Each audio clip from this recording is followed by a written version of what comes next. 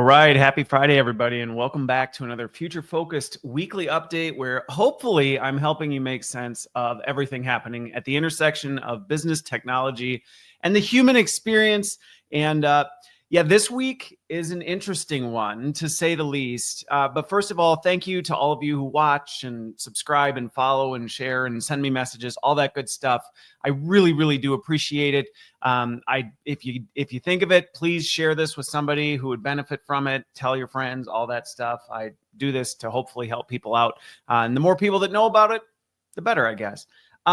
So here's the warning that I'll give to folks before I get into this. I really enjoy digging into what might otherwise be extremely polarizing topics for the purpose of giving my thoughts on it. And, if you followed me for very long, hopefully you know that my approach does my very best to be understanding and respectful of all parties. That's kind of my commitment to it. At the same time, I recognize that this is very fresh for a lot of folks. And sometimes when wounds are fresh or when you're emotionally charged, hearing both sides of things, hearing a deeper conversation about what we can take, what we can learn from it, that can sometimes be frustrating. So I'll give you that warning, because as you look through the topics I'm talking about, you just think to yourself, if I even hear something about that, I'm just going to lose my mind. Unless it absolutely adheres to how I'm already feeling about it, then maybe take a pause. Maybe take a pause and come back when you've had some time to, calm down a little bit. Because what I can promise you is that's just my warning. I just know myself well enough to know that sometimes just like, I don't want to hear that right now. I'm just too upset, and I need to be upset till I can calm down. And if that's the mood you're in right now, you're probably not going to want to listen to this, because I'm not going to stoke the fire. I'm not going to, get super upset. I'm not going to, blow up any one particular side on anything. I just want to speak to it because everything I'm talking about, I think there's some deeper lessons underneath it that are often lost in the headlines, that are often lost in our emotions and all of that. So there's your warning. You need to pause it and come back later. Go ahead. If you're feeling like, let me give it a shot, well, I'm going to open with a heavy one, so you'll see whether you're really in the mood for it or not by the end of the first topic. So with that, all right, I want to put on a little bit more serious tone, while at the same time I think too lighthearted to get too serious about anything, because life's short and we sometimes just get wrapped up in our own emotions so much we forget that we're all going to die anyway. So here's the first one. All right. The whole situation with Elon Musk and what very much looked like the Seig-Heil. I understand why people were so upset and had such an emotional reaction to it. I saw the video. My initial reaction, I didn't pay any attention to politics or anything, and I just happened to be scrolling through LinkedIn and saw the picture and went, what the heck? But taking my own wisdom and advice, I said, now before I react or say something or comment, I want to make sure I understand what's actually going on here. So I went and I looked up the video and kind of read people's commentaries on it and all of this. And so I understand, and this is where I really appreciate having people that I talk with regularly that are all over the political spectrum, is that I understand why people were very upset. I understand why at first glance that would set off things for a lot of people, not just because of the act itself, but the whole energy that is going right now with the new, political team is really this culture of power and domination, and we're going to get things done. We're going to make America powerful again. So when you combine that with even the appearance of something that seems to send a message that reinforces one of the most horrific situations in modern human history, I understand where that makes a whole lot of people freak out and get upset. And so I'm sensitive to the folks who saw that and had a very emotional reaction. I'll admit, when I first saw it, I was like, what the,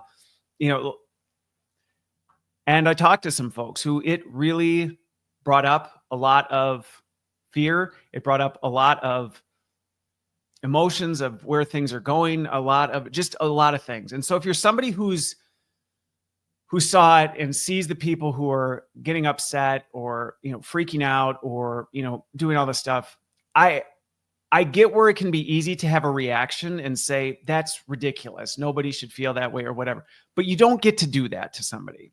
It's not okay to say, because I don't understand why this upset you or frightened you. You don't get to do that to somebody. And if you actually talk to a lot of people, all right, granted, there's some people that I think were just upset about it and they didn't even really know why they were upset other than they read a headline. I get that there is that. But there were also some people that I talked to who have experienced some real things in life. And seeing this brought up all of that again. And until you actually have a conversation with somebody and lean in, you don't know. And you don't get to say, because it doesn't make sense to me, you don't get to have that. Because the emotions are real and the feelings are real and the fear is real. And you dismissing it is actually only stoking the fire. And I think that's one of the things that, as I look at it from the side of people who really had a reaction to this, it's one of these things where people don't like how people respond, but then they behave in such a way it only fuels the fire further. So you see a reaction from people, you don't feel it's justified. Your defenses go off because it's an attack at your tribe. And so the response is to gaslight them back or dismiss what they're, and it ends up in this cycle of insanity, absolute insanity.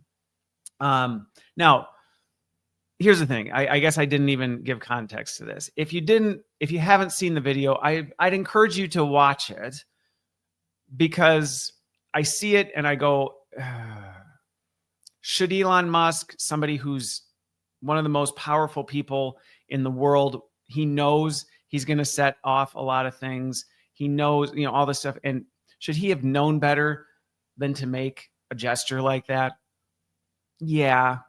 And the fact that people who are dismissing what he did can't even acknowledge that, that was whether he intended to or not, he's somebody who should be at a point where he doesn't do things like that.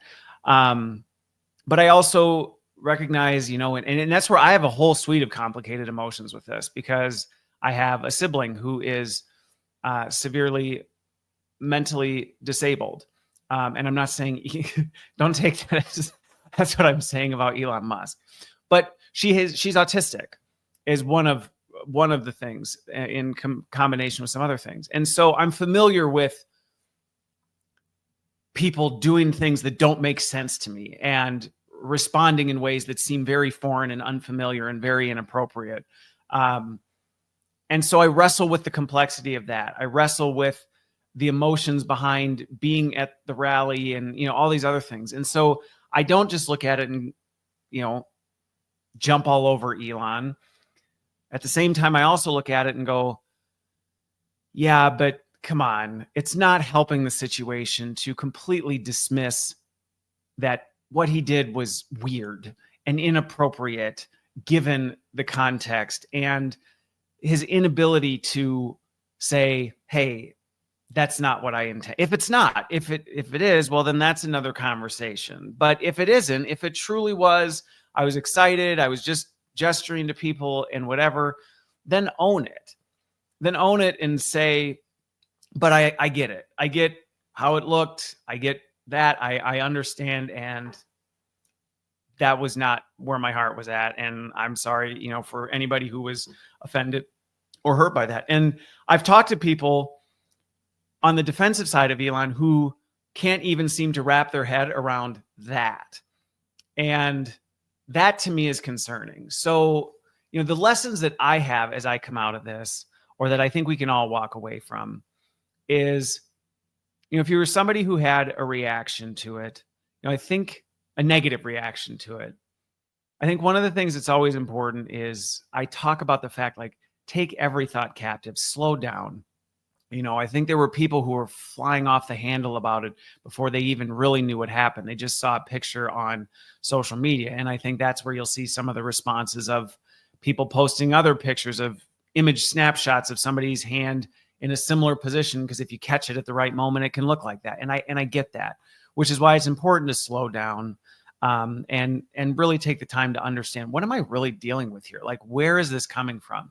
But like I said, I really empathize with the people who this brought up a lot of pain, a lot of fear, a lot of raw emotions. And to you, I want you to know that I see you and I feel you. And I'm sorry that you went through that this week. That would be very, very difficult, especially given the environment right now. And I see where that's coming from.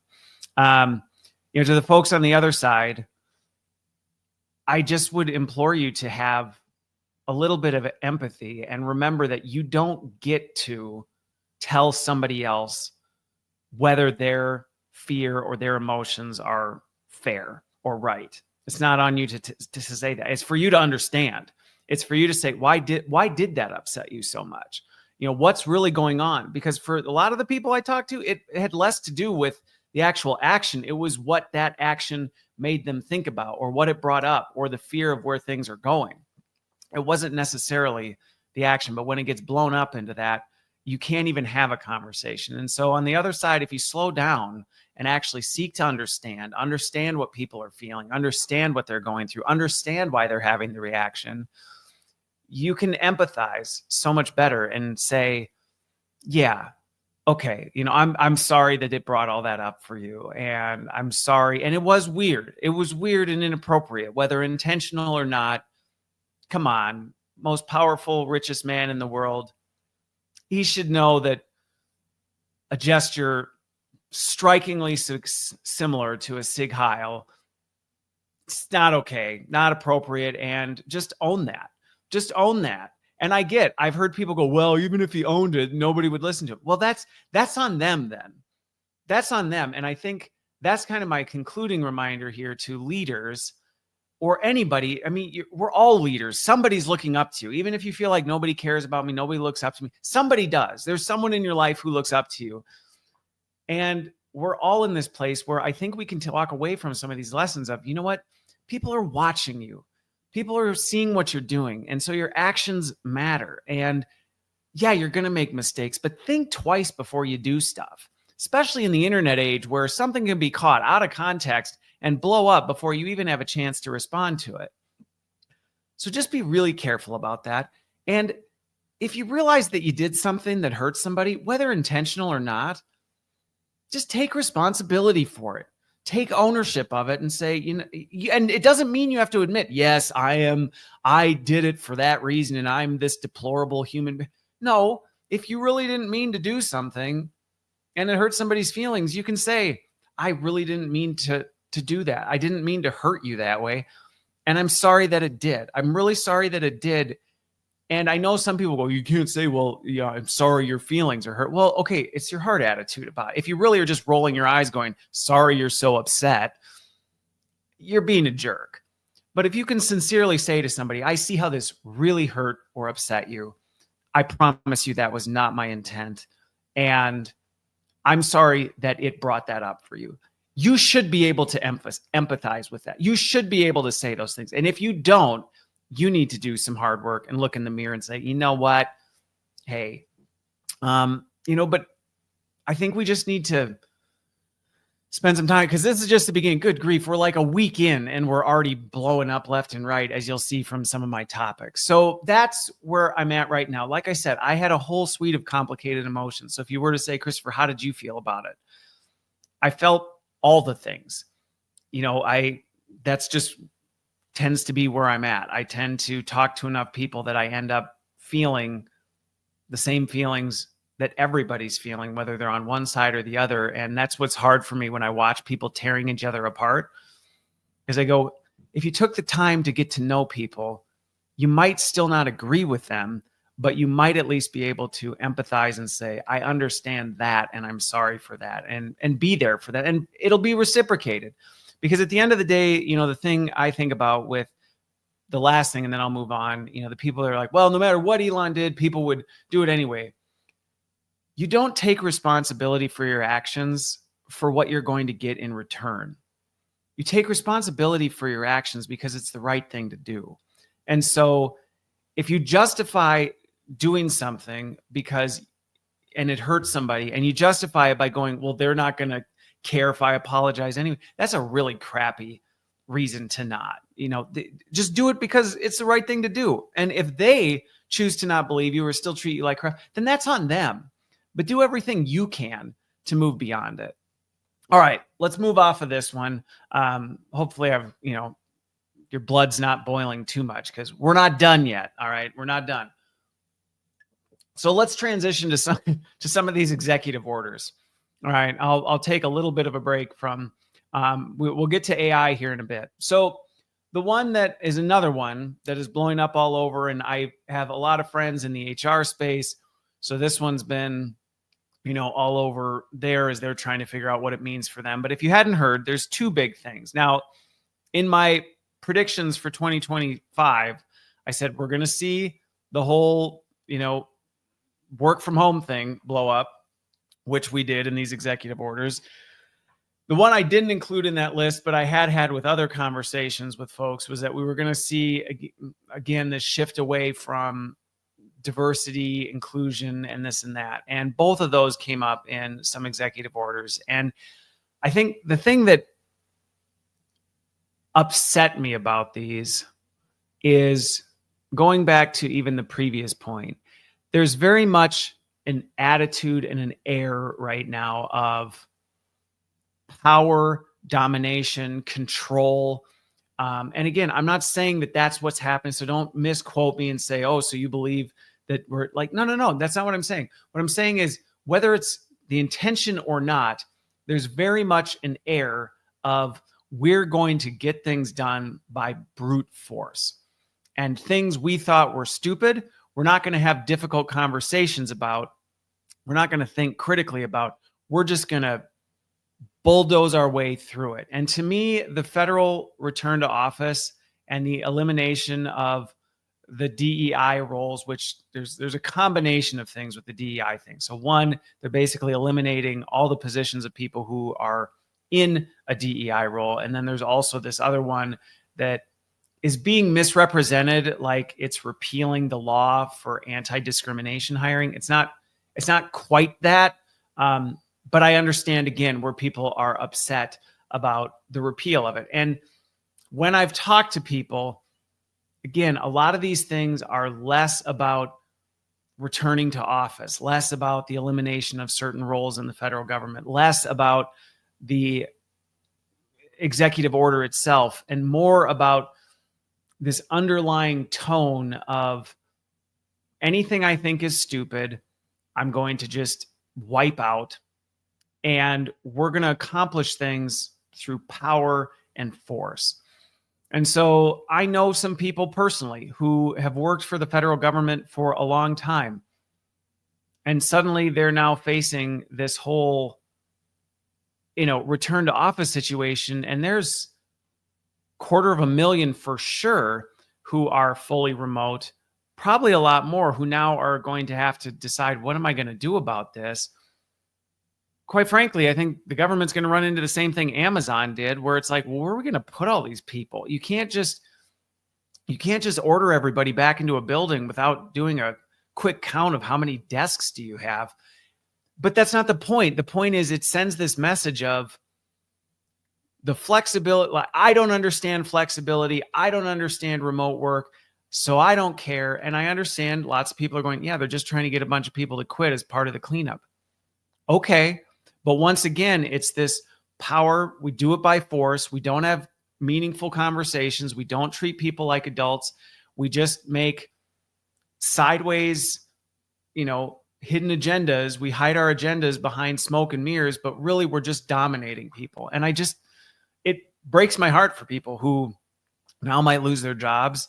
It breaks my heart that we just continue down this path. Now, to be fair, lest you think, like, I believe me, I get the messages from people telling me what they think about my political opinions and all that, which I always find entertaining, because if you've listened to me for very long, I'm like, if you think you know what side of the political spectrum I'm on, you don't know me very well. Because I don't pledge my allegiance to any of our political parties. And so, but where I understand some of the pushback to this is our federal government is grossly overspent. There's bloat all over the place. DEI initiatives historically have been shown little positive impact on things. If anything, they often have the opposite effect, because in an effort to make people appreciate diversity, it puts people into camps, pointing out each other's differences and putting certain people, almost on display for everybody to stare and look at and go, oh, wow, look at the, whatever. And so they historically haven't been terribly effective. And going back to kind of almost reversing from the previous point, if you can't look at the fact that the government's overspent, there's probably lots of jobs that people have been in that haven't really been adding any value to our country. And we've been spending a ton of money because DEI at one point was the flavor of the month. And in an effort to appease the populace, millions, if not tens or hundreds of millions of dollars was spent on jobs and crap that wasn't working. Okay, let's acknowledge that. But let's not respond to it with, let's make some sweeping, foolish, bully type draconian orders to undo it. We missed the mark. And what'll happen is the pendulum's going to swing the other way while the people who can hold it over there are in power. And then people will get fed up with it and it'll swing back. And it just doesn't accomplish anything other than, honestly, the part that breaks my heart about all this, it's always the vulnerable that get hurt. I guarantee even the return to office stuff, it's not going to be the powerful people who have drivers who are taking them to and from work. They'll still have a desk in a building that they never go to, but they're in the office, but they're important, so they can't ever be there, and it'll be excused. It's the clerk or the whatever who's worked from home for the last 20 years and is barely making it by, that has no reason to be in a building, that suddenly gets the order they have to move, across town or take a 3-hour commute to go into some random building that none of their coworkers actually even work in to appease somebody. That's the person who's going to get hurt. The DEI thing, throwing it out the window. Okay, fine. Maybe the programs didn't work, but having more conversations about the need for us to appreciate our differences and have honest and respectful conversations. I mean, can we agree that that's a good thing? Because I guess if we don't agree there, then that's a bigger issue. But I think many people would go, yeah, I agree that's probably a good thing. And does it really accomplish that when we just throw these things out the window? And so as I look at what's going on here, I think the lessons we can all take is, one, let's slow our reactions to things. And then let's think about, all right, maybe this doesn't affect us personally, but it's going to start, because that's my concern. Some of the conversations that I've had with HR leaders and other business execs is this sent a big message from the most powerful person in the United States that remote work is not seen positively by our new supreme leader. And we don't value diversity. We think it's stupid and we're going to get rid of it. And that's matched by some other behaviors. Now, sending that message is now something that, just like when companies start laying people off, all of a sudden other companies start to do it because it's like, well, they did it, we might as well too. And I think we're going to see some of that. And I think that's the part that the people who listen to this, I know my audience, you may have an opportunity to push back on, to say, yeah, maybe so what if our supreme leader now, the US president, decided these things are dumb, but maybe we don't. Maybe we take a different way. Maybe we think more nuanced and we think critically and we include people in this decision rather than just make a sweeping decision about it. And that'd be my encouragement to anybody out there is maybe you do decide that you need to enact some more some kind of RTO policy. Okay, but take the time to do it well and make sure people come along for the ride, and do it with outcomes in mind, not just a random thing. Same with DEI. Maybe you're overinvested. Maybe you bought into the 2020, train and got way too hyped up on it. And now you're like, oh, we kind of got to like reevaluate this. Do it, but do it respectfully and think critically about it. Okay. So here's another one that is, now we're getting a little more technical. So if you're like, good grief, Christopher, if we talk more politics, my head's going to pop. Don't worry. This one's still a little political, but we're moving out of the kind of broader business sphere into the tech sphere. So one of the executive orders that gave me pause was the executive order rolling back the other executive order that was really focused on AI regulation. So I think it was Biden who had put one out that, there was going to require submitting safety results, and it was outlined. I didn't go into the order itself, but it was trying to take a stab at, we need to regulate this stuff. And when I saw, we're going to roll that back, my initial reaction was, well, I'll be honest. My initial reaction was like, we're doomed as a civilization. That was my initial reaction. There's still parts of me that feel that way. But I've since taken some time to look into it, read it, study it a little bit more. At least on the surface, there seems to be a commitment to still figure out what adequate regulation looks like.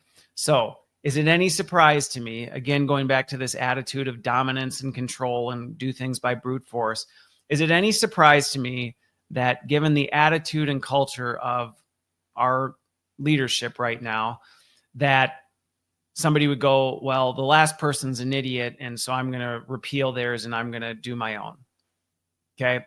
No, I guess that shouldn't have really surprised me. Where I'm concerned about it, and why I think everybody needs to still be really trying to do whatever they can to encourage and push and demand some sort of regulations around AI, is I'm concerned as I watch Sam Altman and Mark Zuckerberg and these billionaire tech leaders who are all bumping elbows in Washington going, we're going to figure out what regulation looks like. That concerns me a lot.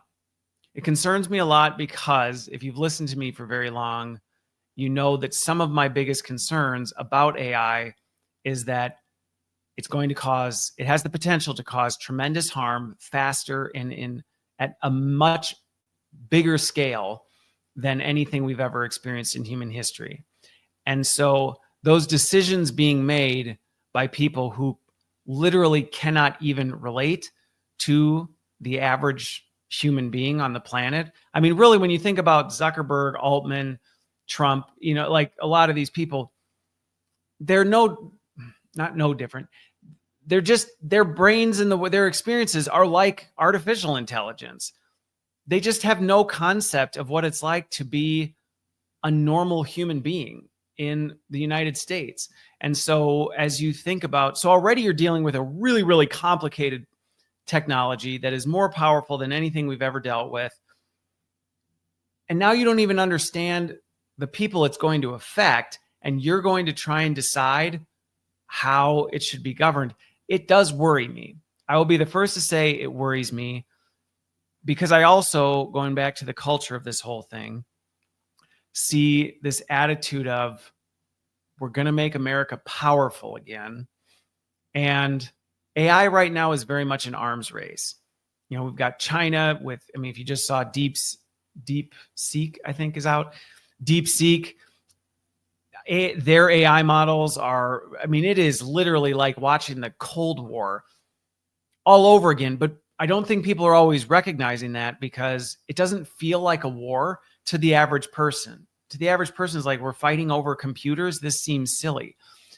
But it's what those computers will be able to do that makes it much more like the Cold War, where we're sitting here battling over who's going to build the most powerful nuclear weapon and blow the other person up. And that's really essentially what I'm seeing play out right now in the AI regulation, which is why when I saw the repeal, I had a little bit of a freak out moment, because I went, I mean, yeah, of course we don't want to try and regulate it.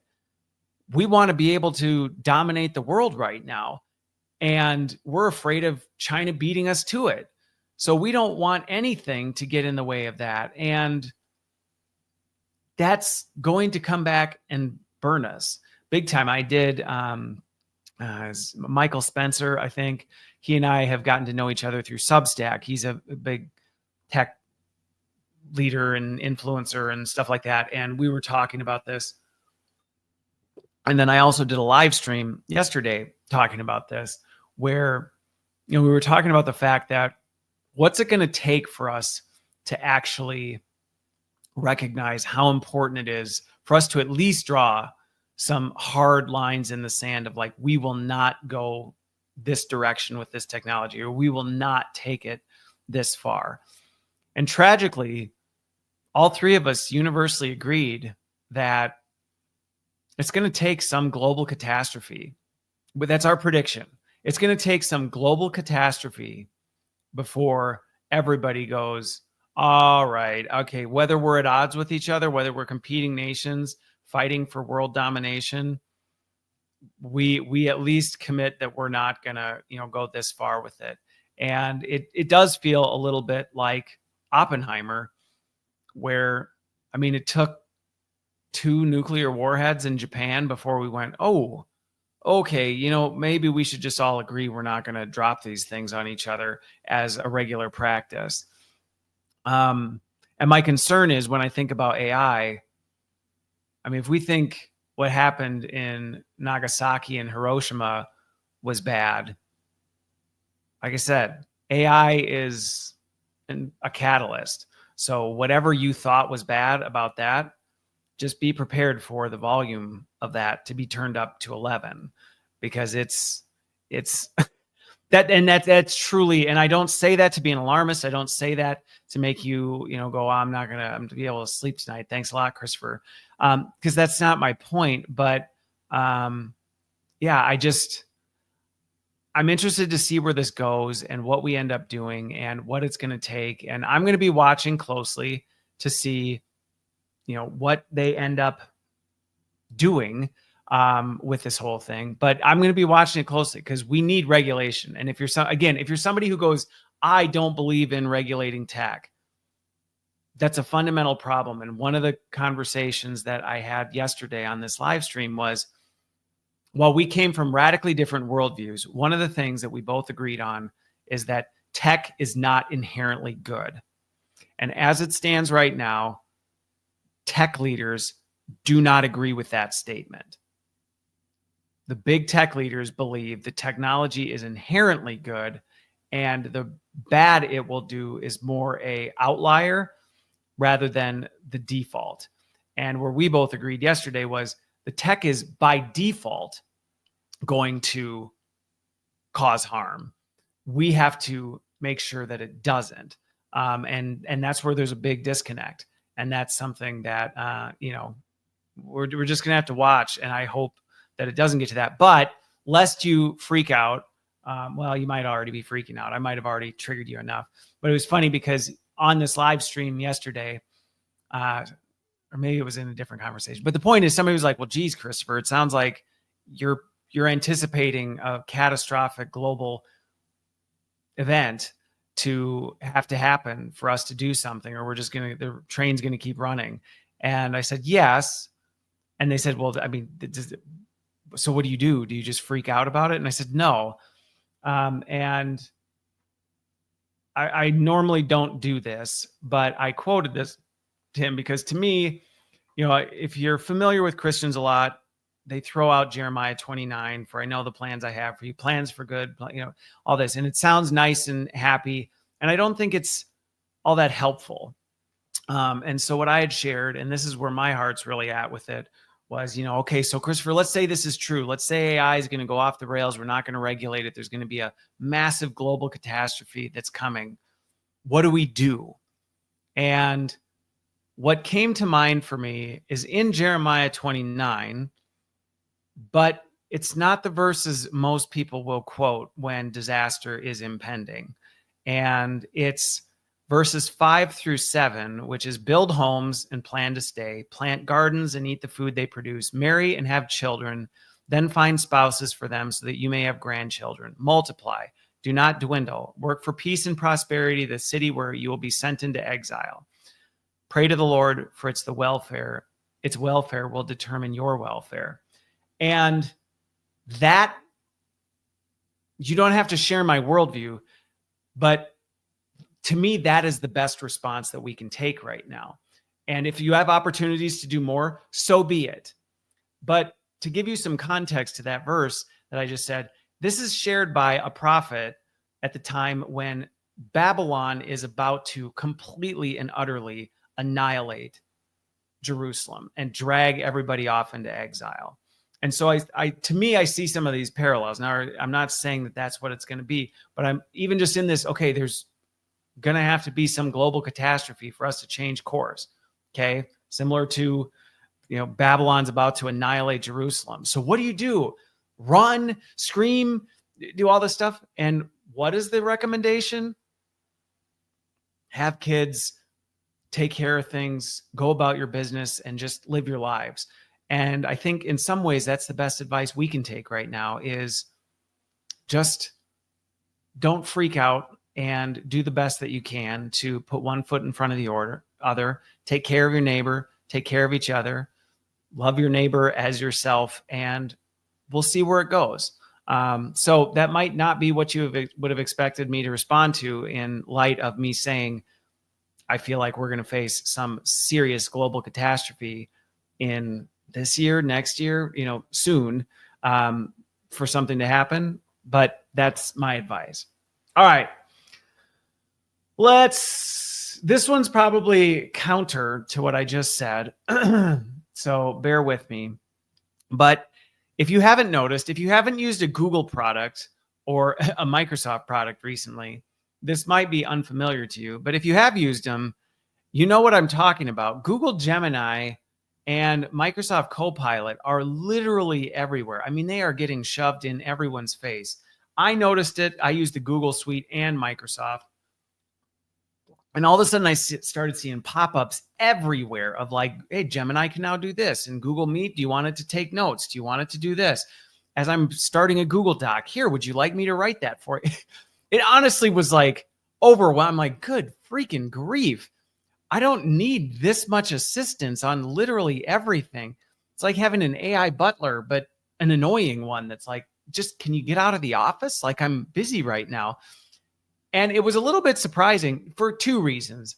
One, if you weren't familiar, Google Gemini and Microsoft Copilot were the generative AI capabilities, for the Google and Microsoft suites, but they were actually pretty expensive add-ons.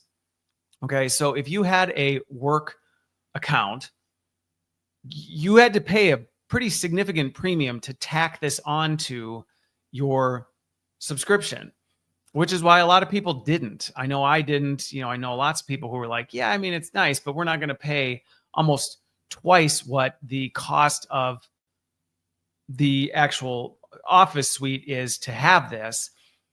And all of a sudden, out of the blue, it's free on both of them. So that's what's going on. If you use a Microsoft or Google product, you know what I'm talking about. You've seen the pop-ups all over. And if you don't, and you haven't been in it, just get ready for it, because you might need to take a, I don't know whatever thing calms you down, Ritalin, something like that. I don't know. But anyway, Xanax, there it is. But here's what I think is interesting about it that doesn't necessarily present itself, and a risk that I would encourage everybody to be careful of with this Google Gemini and Microsoft Copilot everywhere. So the first one is just a everyday practical watch out to anybody who's watching and listening to this. Having Google and Microsoft shove AI in your face everywhere, offering to do for you literally everything, might be nice on the surface. And I will admit, even I've found that I actually do like the fact that I have the option of a high-powered AI assistant everywhere I go. And I think this is very much indicative of what we're going to see in the future and the kind of things we're going to get used to, which is where I'm going to say it's going to present us with a challenge. But if you've played around, go out and do it.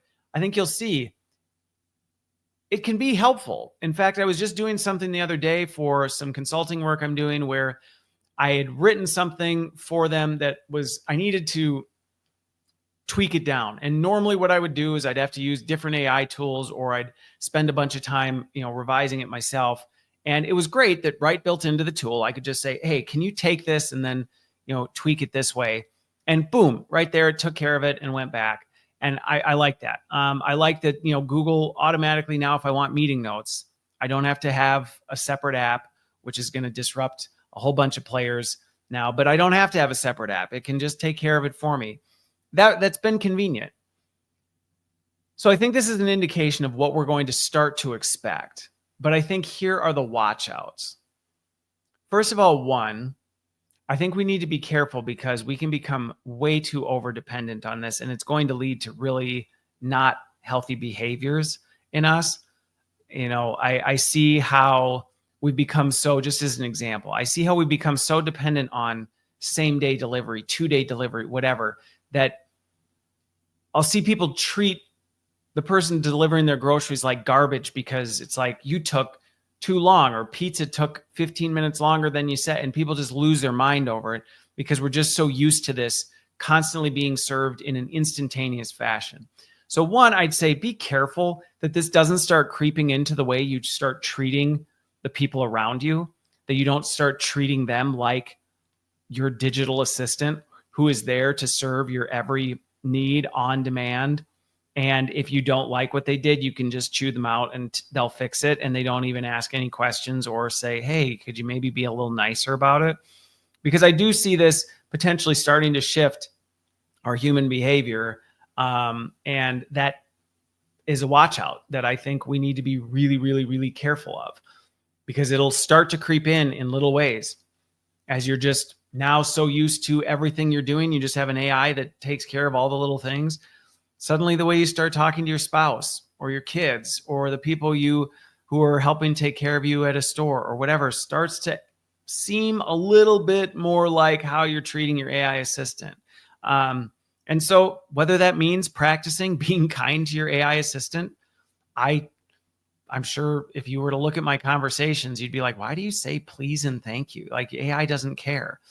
And it's like, well, it's because I don't want to start developing the habits where I treat AI like it's worthless and just there to meet my needs. And I also don't want that to creep into my behavior and how I treat other people. So be mindful of it. That's one of my watch outs to you on this. The second one is this. Be careful how dependent you become on this. I have already seen this where we are very quick to get rid of the things we don't like to do or the things we don't have time to do, but we refuse to say, well, I'm not going to do it.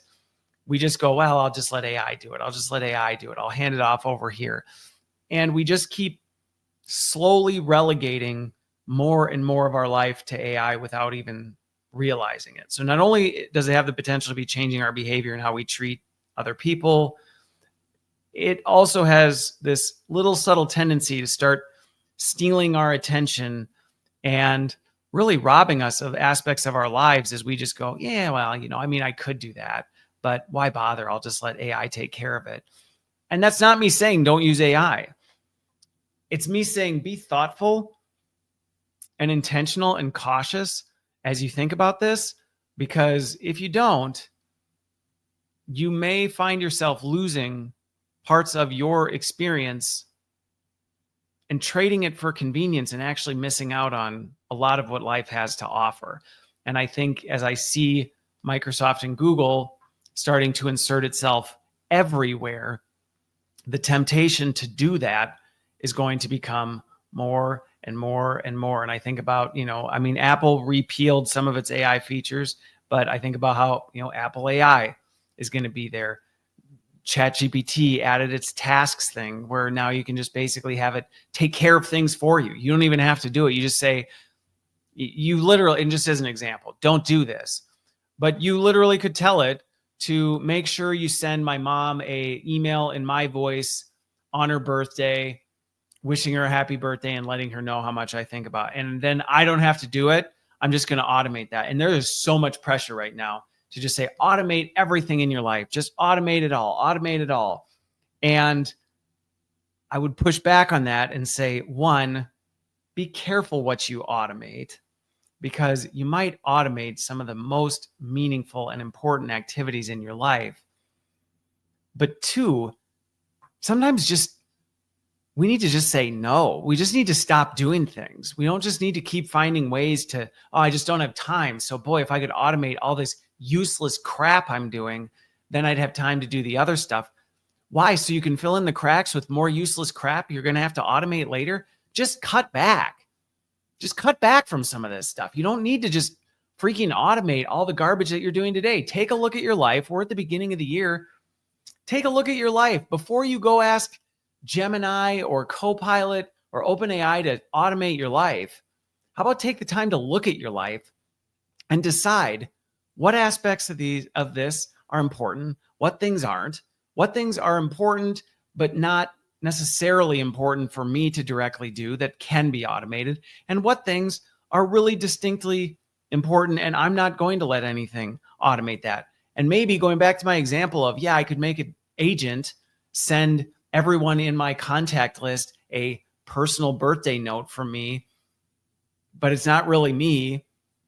Well, maybe I have it remind me of who they are and a few facts about them so that I actually remember to do it and make time to do it. That would be a better way to have AI automate certain tasks to help you have a more enriched human experience. And that's where I would just challenge people to flip the way they're thinking about this, because this whole push of automate all your life, if we aren't intentional about it in our own lives, we're going to end up getting to the end of our years here and going, I accomplished so much, but none of it mattered. And I just think of the wisdom of Solomon, where it's like, it's all meaningless and it's all a vapor. So don't you want to make the most and appreciate the vapor that's there while it's there, instead of going, how can I push the vapor over here so I don't have to pay attention to it so I can make more vapor that's just going to do, it's just, I think that's my biggest concern with that. So those are the two practical watch outs for everybody. The other thing that's a little bit interesting on it, and this is separate, is this may help curb any concerns, or not any, but help mitigate some of the concerns of my last, we're going to experience a global catastrophic event. That's one of my predictions as a result of AI, is Google, Microsoft, all these things trying to shove AI everywhere in my face, paired with some of these things I'm seeing where, like, Sam Altman's now trying to say, hey, like, let's temper our expectations around AGI. I'm seeing even some of the biggest tech leaders who are tech enthusiasts who are like, everything's AI. AI is the most important thing, the best thing in the world. All of a sudden they're starting to go, well, I mean, it's not the best thing that's ever happened. People's expectations are coming down on the front end. Now we're shoving Google, Gemini, Microsoft, all this. I look at some of the financials of some of these big AI players.